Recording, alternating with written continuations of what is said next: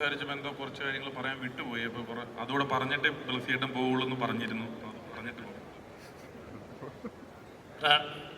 പ്രഗത്ഭമായി ഒരാളെ കൊണ്ട് സംസാരിപ്പിക്കാൻ കഴിയുന്ന ലിസ്റ്റിനും പ്രത്യേകിച്ച് ഞാൻ ടോവിയെടുത്ത് പറയായിരുന്നു, 50-ാമത്തെ സിനിമയ്ക്ക് ഇത്രയും വലിയൊരു, അതും 50-ാമത്തെ സിനിമ എന്നുള്ളതല്ല, ഒരു പുതുമുഖ സംവിധായകനെ ഡേറ്റ് കൊടുക്കുകയും അതിത്ര വലിയ വിജയമാക്കി തീർക്കുകയൊക്കെ ചെയ്തിട്ടുള്ളതിൽ എനിക്ക് മുമ്പ് മമ്മൂക്കായെ മാത്രമേ ഓർക്കുന്നുള്ളൂ.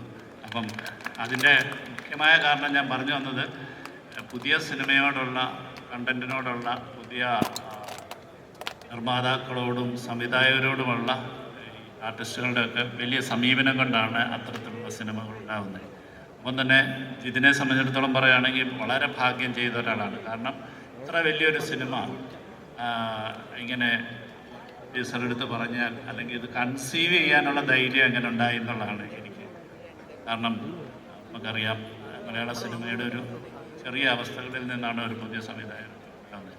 അപ്പോൾ ഇതെല്ലാ ഭാഗ്യങ്ങളും ഒരുമിച്ച് ചേർന്നത് ഒരു വലിയൊരു കൂട്ടായ്മ തന്നെയാണ്. അതുകൊണ്ട് ഒരുപാട് ജിതിൻ എന്ന് പറയുന്ന ഒരു വലിയ സംവിധായകനുണ്ടായി. ടോവിനിയെ സംബന്ധിച്ചിടത്തോളം ജീവിതത്തിൽ ഒരു വലിയ, ഏറ്റവും കൂടുതൽ ആൾക്കാരിലേക്ക് സിനിമ എത്തുന്നു എന്ന് പറയുന്നതാണ് നമ്മൾ ചെയ്യുന്ന ജോലിയുടെ. ഇതിൽ പ്രവർത്തിച്ച ഓരോരുത്തരുടെയും, ഞാനങ്ങനെ തന്നെയാണ്. കാരണം ഇതിൻ്റെ ഒരു മറ്റൊരു രീതിയിലൊരു സിനിമ കഴിഞ്ഞ് നിൽക്കുന്ന ഒരാളായതുകൊണ്ട് ഇതിൻ്റെ ബുദ്ധിമുട്ടുകളെക്കുറിച്ച് വളരെ നന്നായി അറിയുന്ന ഒരാളോടാണ്. തീർച്ചയായിട്ടും ഈ പ്രേക്ഷകരാണ്, മലയാള സിനിമ പ്രേക്ഷകരാണ് പുതിയ ചിന്തകൾക്കും പുതിയ ഭാവത്തിലുള്ള സിനിമകളെയൊക്കെ മുന്നോട്ട് പ്രോത്സാഹിപ്പിക്കുന്നത്. അത് തീർച്ചയായിട്ടും നിങ്ങളുടെ ഭാഗത്തുനിന്ന് ഉണ്ട് എന്നുള്ളതിൻ്റെ ഒരു വലിയൊരു തെളിവാണ് ഈ ആഘോഷം തന്നെ. ഇതിൽ പങ്കെടുത്ത എല്ലാ ഇതിൻ്റെ പിന്നണി പ്രവർത്തകർക്കും ഒക്കെയുള്ള സ്നേഹം, നന്ദി, ഓൾ ദി ബെസ്റ്റ്.